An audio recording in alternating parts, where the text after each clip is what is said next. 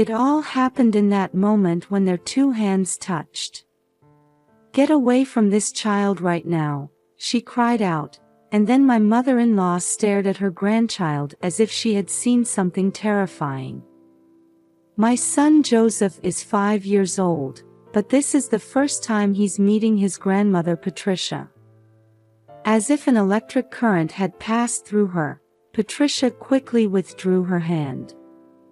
Of course, neither my husband nor I had any idea what was going on. What on earth did she mean by getting away from Joseph? They had just met for the first time, and I even thought it was terrible for her to say such a thing. My husband tried to calmly ask for a reason. "Mom, what's wrong? Did Joseph do something? Don't you two feel anything?" Patricia said, ignoring our panic. What could she be talking about? After letting out a short sigh, she said, "This child is currently the target of strong malice." Strong malice. My husband and I looked at each other. Who could be directing such malice? "I don't have any idea," I said. As I was mulling it over, my husband suddenly got up. When he returned after a while, he was holding a laptop. Could it be this person? He opened the laptop in front of Patricia and played one of the videos. Patricia stared intently at the screen. I thought she wouldn't be able to tell anything from this, but Patricia's eyes widened. It's this person. There's no doubt that this is the source of the malice. Then Patricia started muttering something concerning. "My name is Ashley. I run a bakery with my husband Pete, and today the shop is busy as usual. From early morning, we make sandwiches, arrange freshly baked bread, and do a quick clean in front of the store before opening. When opening time comes, customers arrive seeking freshly baked bread. While enjoying light conversation, we introduce seasonal recommended breads, and the customers' faces light up, saying, 'That looks delicious.' Now we have more regular customers, and I'm very happy to be able to talk with them. I, too, was once just a customer visiting this bakery. As I frequented the place, I found myself attracted not only to the bread but also to the owner, Pete. That's how we started dating and decided to get married. When we got married, he said, 'Actually, I'm divorced. I divorced my ex-wife when I quit my job to start the bakery.' I felt that he must have very bitter memories as he spoke, seemingly forcing the words out. She said she didn't like the financial instability. But I chose to have my own shop. We talked and worried a lot about things like the possibility that he might prioritize the shop over family in the future, or that he might not be able to help much with childcare, but we still decided to be together. It's okay. We'll definitely manage everything somehow, I said, taking his hand and smiling. After that, we also went to greet my mother-in-law Patricia, and we registered our marriage. Both Pete and I were full of happiness, believing we could overcome anything that might come our way. My mother-in-law, despite her advanced age, lives alone in the countryside, separate from our home. According to Pete, Patricia is said to have strong spiritual sensitivity, so being around many people tires her out. I don't have any spiritual sensitivity and can't feel such things, so I don't really understand. But according to Patricia, sometimes it's happier not to be able to sense these things. So, my mother-in-law has a desire to live in nature, and both my husband and I respect that opinion. Even if I'm not nearby, I'm always watching over you in my heart. That was Patricia's catchphrase. Though I found it a strange thing to say, somehow it made me feel reassured and dependable. My husband and I were blessed with a baby boy the year after we got married, and we named him Joseph. Watching our son grow day by day is the most joyous thing. Even the smallest daily changes make me want to take pictures of everything. There was a bit of loneliness as he gradually became more independent, but I suppose this is how he'll continue to grow up. By the time Joseph turned 5, he had become quite a talkative child. However, he occasionally says odd things. He would happily wave goodbye to people passing by, and then say things like this to people we met in the park: "Hey, someone's riding on you." This was to a person who always walks their dog in the park, but no one was riding on them. Also, while we were at the supermarket during checkout, he confused the cashier by asking, "Who are you piggybacking?" Joseph says these things with an innocent smile, which makes the other person look even more uncomfortable or puzzled. When I told my husband about this, he was very surprised. Maybe he's inherited Mom's gift. Maybe we shouldn't let him talk like that too much in public. We can't really control what he says at kindergarten, but we tried our best to not let him talk much outside. However, there's a limit to what you can do with a 5-year-old child. Our child has a somewhat mysterious air about him, even though he's our own. If he's inherited your mother's gift, couldn't we get some advice from her? Joseph has never met Patricia directly. When Joseph was born, there was a severe infectious disease going around. Now that seems to have settled down quite a bit, and we were thinking of consulting Patricia soon. While we were worrying about Joseph's chatter, we began to notice some changes in my husband's bakery as well. It wasn't that bread sales had improved or that it had become popular and interview requests were coming in. Sadly, defamatory posts began to appear on social media.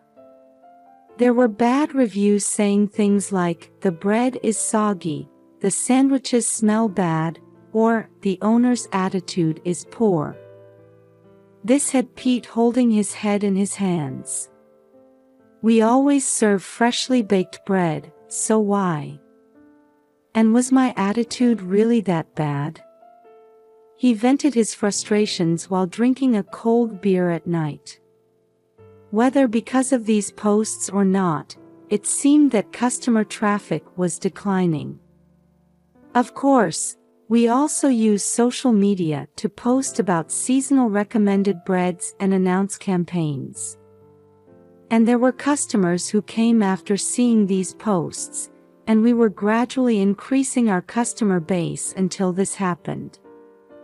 In this age of social media dominance, customers stop wanting to visit shops based solely on online posts. It's not like we'll immediately have 0 customers, but this isn't good if it continues. We wanted to turn things around somehow. One day, as I was cleaning in front of the store and preparing to open, I found a garbage bag placed in front of the shop. I picked it up, wondering what it could be. "What's this?" Praying it wasn't dangerous drugs or poison, I looked inside and found it was just ordinary household garbage. Why would someone dump ordinary household garbage here? Who would do such a thing? "Ashley, what's wrong?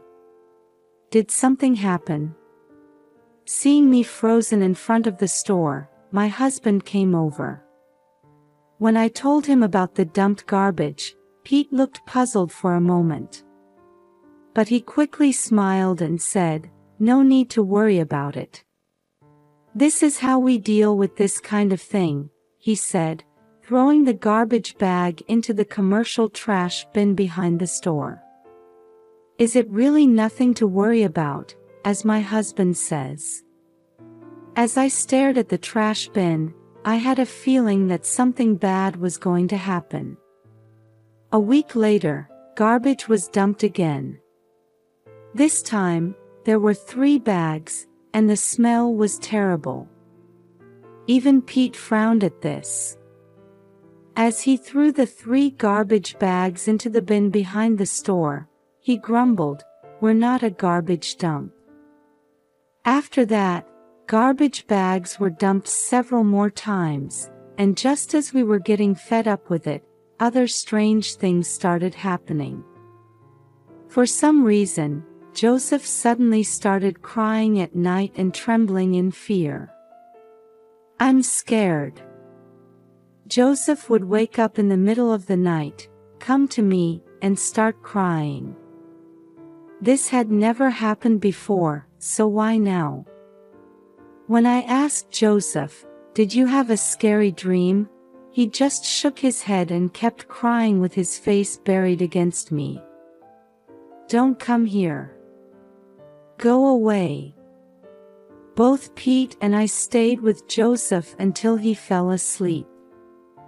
That night, after Joseph had fallen asleep, my husband was drinking beer and deep in thought when he muttered, "If this keeps up, let's file a police report."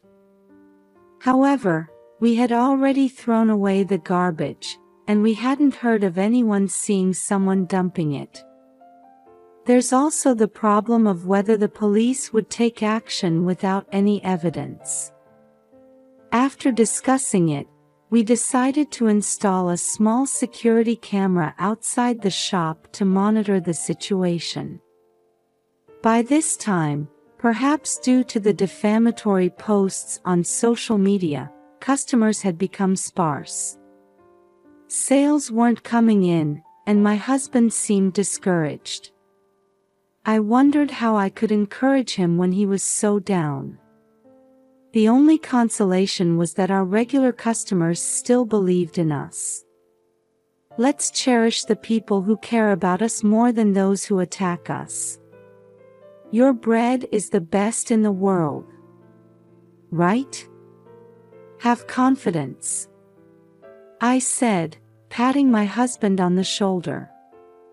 You're right. All right, shall we try some new menu items? As if his previous gloominess was a lie, Pete began to enthusiastically brainstorm bread ideas. His eyes were sparkling like a child engrossed in a craft project. I loved seeing that face of his. Back when we first met, he would talk on every date about, "It would be nice if there was bread like this, or bread like that." With a sense of nostalgia, multiple ideas scribbled on memos spread across our living room table. As if mocking our efforts, an incident occurred a week later. This time, graffiti had been painted on the walls of our store.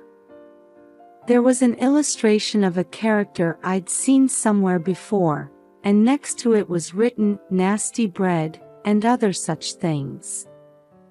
The troubling part was that these were painted with actual paint and didn't look easy to remove.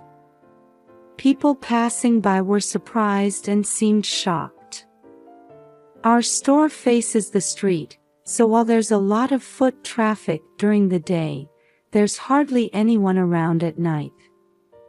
As a result, no one had seen the person who did this paint graffiti. Pete kept his mouth tightly shut, his face grim. He clenched his fists, frustration evident in his expression. I felt frustrated and helpless too. No matter how much they dislike my bread, there are things you should and shouldn't do. Although a figure was visible on the security camera, it was dark, and due to the camera angle, the face wasn't clearly visible. Pete decided to file a police report and have them investigate. When we find the culprit, they won't get off easy, Pete fumed. But strangely enough, after that, there were no more incidents of garbage dumping or graffiti.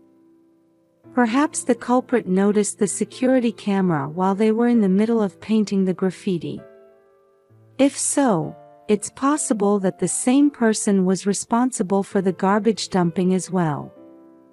While the pranks had stopped, the defamatory posts online continued. Shortly after that, on a day when our shop was closed, Patricia called Pete. "The shop is closed today, right?" "Yes, but what's up? I became worried about you all. Can I come visit?" Both Pete and I were surprised. This was the first time my mother-in-law had asked to visit us on her own initiative. For some reason, I'm just terribly worried. The reason was mysterious, but we had no objections. When we told her that, Patricia took a series of trains to come to us. My mother-in-law arrived around 3 p.m., and my husband and I greeted her with smiles. Patricia was smiling too, holding a gift of sweets in her hands. This would be the first time she and Joseph met. Joseph isn't usually shy with strangers, but he was fidgeting a bit with Patricia. Maybe he sensed something. Seeing Joseph's behavior, Patricia smiled gently and said, "Hello, Joseph. I'm your grandmother."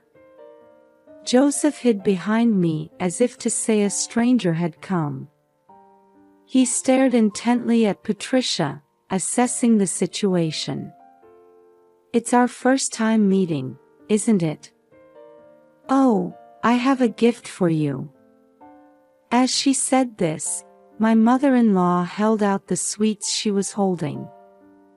Seeing the box of sweets, Joseph's eyes lit up. He happily said, "Ah," and reached out his hand. Because we had been cautioning Joseph not to speak much in front of others, he had stopped pronouncing words properly in front of anyone other than Pete and me. This habit came out even in front of Patricia. "I'm sorry. He still can't speak well," I hurriedly explained, as I always do to people outside. I felt ashamed and apologetic for giving the same explanation even in front of Patricia. I thought she might say, "He's 5 years old and still can't speak. What kind of education are you giving him?" But Patricia didn't seem to mind and handed the sweets to Joseph. It was at that moment when their two hands touched. As if an electric current had passed through her, Patricia quickly withdrew her hand. "Get away from this child right now," she cried out, and then stared at Joseph as if she had seen something terrifying. Of course, neither Pete nor I had any idea what was going on. What on earth did she mean by getting away from Joseph? It doesn't feel good to be told such a thing. I even thought it was terrible for her to say that. Why would she say such a thing? However, while flustered, we tried to calmly ask for a reason. "Mom, what's wrong? Did Joseph do something? Don't you two feel anything?" Patricia said, ignoring our panic. What could she be talking about? Looking at Joseph, touching him, talking to him, what is there to feel? Of course, we feel joy at his growth and happiness at having him nearby, but judging from Patricia's demeanor, that's not what she meant. She might be referring to something spiritual, but we're completely clueless. You two really are blessed, she said after letting out a short sigh. This child is currently the target of strong malice. Strong malice. My husband and I looked at each other. Who could be directing such malice? I don't know who it's from, but it's malice from a woman. It's like a curse. Do you have any idea who it might be? Who could harbor such strong resentment? A kindergarten teacher. I'd like to think there's no such person among our friends or customers. As I was mulling it over, my husband suddenly got up. When he returned after a while, he was holding a laptop. Could it be this person? He opened the laptop in front of Patricia and clicked on one of the files. There were several security camera recordings saved there. He played the video showing the person who had done the paint graffiti, and Patricia stared intently at the screen. It was dark outside, and the person was wearing black clothes and a black cap, so their outline wasn't clear. They were small in stature, but that alone wasn't enough to determine if it was a woman. I thought she wouldn't be able to tell anything from this, but Patricia's eyes widened. It's this person. There's no doubt that this is the source of the malice. As I stood there dumbfounded, Patricia started muttering something. Isn't this Sarah? Sarah. Her. Pete looked at Patricia with disbelief. Who is this Sarah? It's my ex-wife. Why now, of all times? How do you know this person is Sarah? I can tell by her aura. I felt as if I had stepped into a drama. So these things really do happen. I was so stunned that I couldn't close my mouth. Patricia took a small scented bag out of her purse and handed it to Joseph. It had a sweet smell. This is a charm. It will deflect the malice, so keep it with you. I was skeptical internally, wondering if such a thing would really work. But Joseph held the scented bag up to his eye level and nodded very seriously. After that, we chatted with Patricia about recent events and had some tea. During this time, Joseph remained silent, tightly gripping the scented bag and not letting go. A few days later, the situation took a sudden turn. Within days of my mother-in-law's visit, we received a call from the police. According to the police officer in charge, they had identified the culprit behind the paint graffiti and the defamatory posts on social media. After ending the call, my husband said dejectedly, as expected, the culprit was Sarah. Both Pete and I were shocked. It was now confirmed that the person captured on the security camera was indeed Sarah, just as Patricia had said. But why would she do such nasty things to this store? From what I'd heard from Pete, Sarah had married another man after divorcing him. That man was supposed to be wealthy, so it didn't seem likely that she would still have lingering feelings for Pete or his store. I don't understand either. Anyway, I'll talk to you properly about it tonight. Since the call came during the day, we focused on running the store. I couldn't help but think about Pete's ex-wife. Maybe she was trying to break up our family. Such thoughts crossed my mind. It was a relief that I could temporarily forget about Sarah while serving customers. That night, after Joseph had gone to bed, Pete told me what he had heard from the police. Sarah and her husband couldn't have children. Sarah had apparently confessed about herself during the police questioning. She had apparently been undergoing fertility treatments, but couldn't conceive, and her relationship with her in-laws had become strained. Being told things like, "When are you going to have a child? You're a useless wife," Sarah gradually lost her confidence. Being told such things must have been incredibly stressful for her. Around that time, Sarah apparently learned through the grapevine that Pete had gotten married. Pete guessed that a mutual friend must have told her. From that friend, Sarah must have also heard about our son. Unable to have a child herself and going through such a hard time, she couldn't understand why Pete was happy, and she unilaterally built up resentment that led to her actions. That's just plain jealousy. To think that for just that reason, she had been writing defamatory posts and vandalizing with paint graffiti. It's terrifying to think that someone could be so envious and hateful. At the same time, I felt a little sorry for her. Surely Sarah too wanted to have a child and live happily with her partner.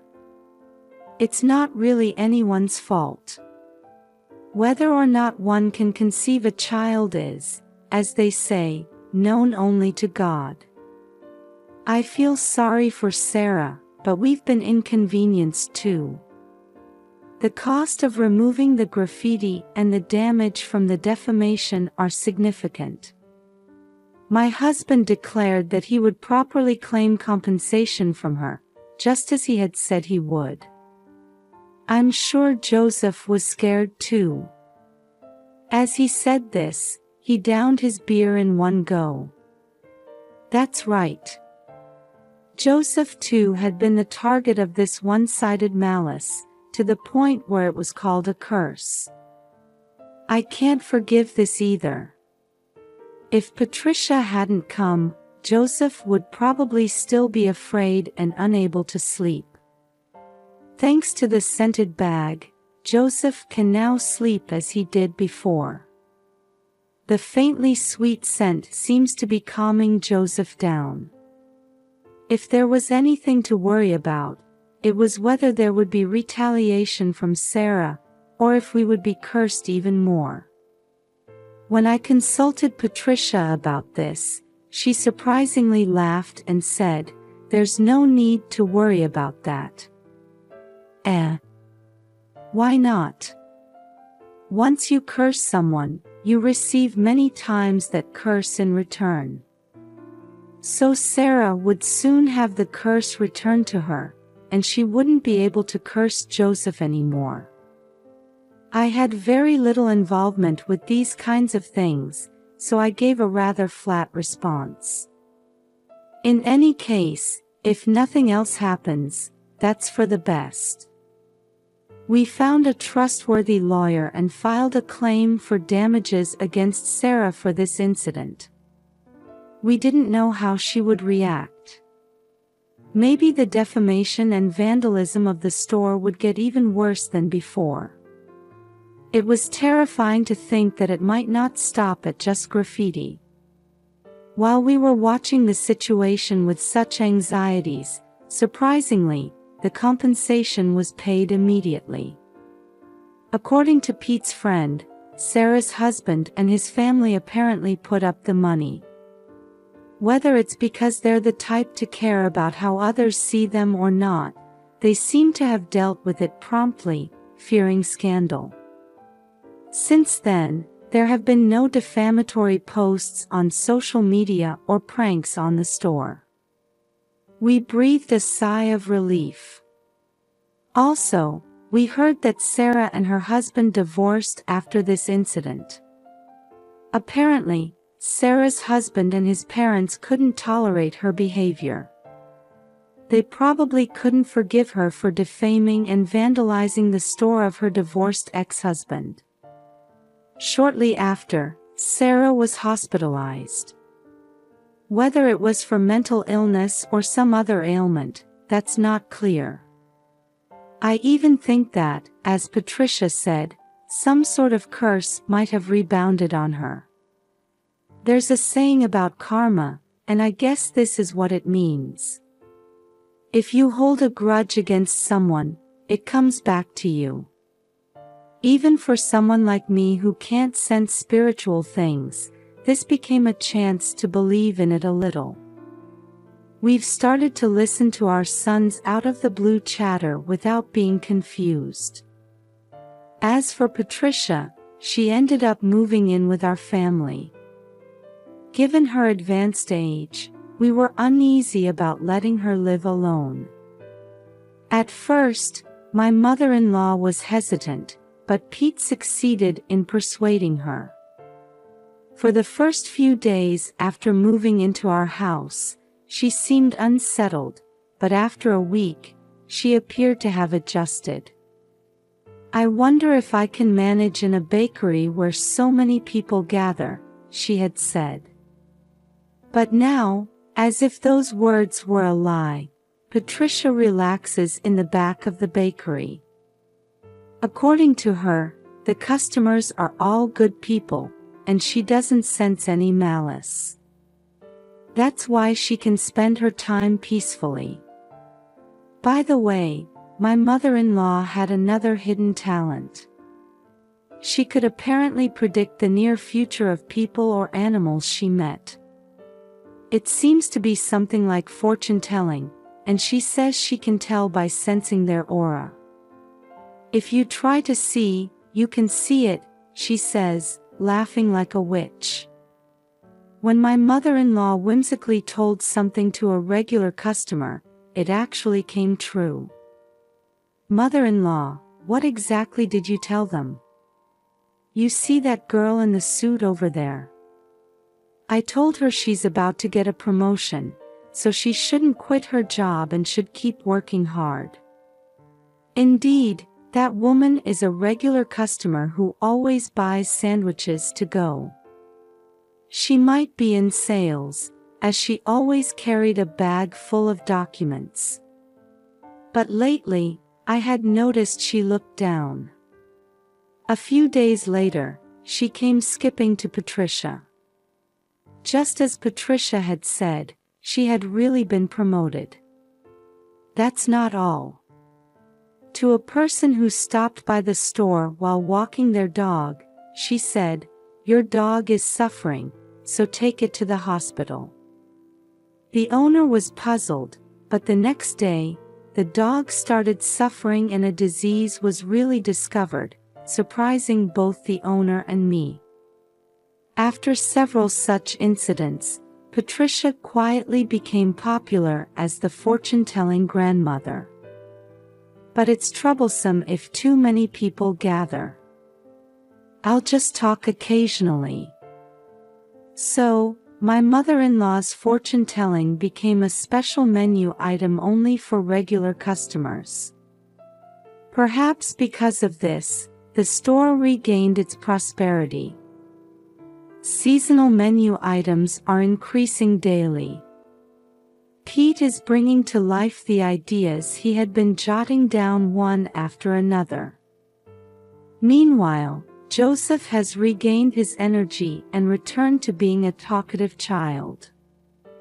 Having Patricia nearby and playing with him is probably a big factor. "Grandma, there's someone over there." As expected, he points to empty spaces and speaks. Patricia responds to each of Joseph's observations. She teaches him to distinguish between living things and non-living things. It feels like Joseph's ability is gradually becoming controllable as he spends time with Patricia. He no longer suddenly points at empty spaces when we go out. Even the cashier at the supermarket we often visit now smiles at him.